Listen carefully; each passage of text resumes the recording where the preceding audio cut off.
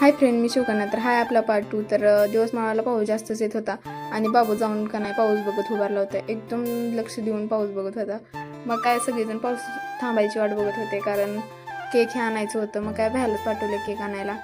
आणि इकडं बिर्याणीचा बेट ठरला होता. मग काय दीदी चिकन दम बिर्याणी बनवत होती आणि मी तिला मध्ये मध्ये जाऊन नुसते टुमणे मारत होते. आणि 9:30 वाजल्या तरी पण अजून हिची बिर्याणी काय बनलीच नव्हती. केक पण कापायला उशीर झाला होता. मग काय इकडे जी बिर्याणी पण बनवून तयार झाली होती, पण दम द्यायचा राहिला होता थोडासा आणि जाळ घालायचं होतं. मग काय मलाच बसवलं जाळ घालायला. मी म्हणत होते माझा बड्डे, मी काम करत नाही, पण तरी पण मलाच बसवलं होतं काम करायला. मग नंतर ना बघून याच्यावरती झाकण ठेवलेलं, त्याच्यावर का नाही कोळसा टाकून दम द्यायला ठेवला. मग काय इकडे तिचे दोन्ही पण बच्चे सगळे नुसतं मोबाईलमध्येच व्यस्त होते. तोपर्यंत सगळ्यांनी इकडं बड्डेची तयारीही केलं.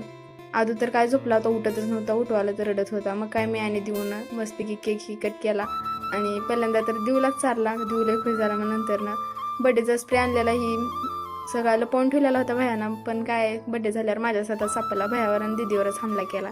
एवढं चिडले होते दोघंजण. पण मग काय नंतर ना बिर्याणी ही सगळेजण बसून खाल्लो. नंतर ना भया एकच म्हणत होता माझ्यावर हमला झाला, हे ती काय काय चालू होतं. आणि इकडे बाबूचं तर काय वेगळंच होतं. तर चला भेटू आपण पुढच्या ब्लॉगमध्ये. बाय.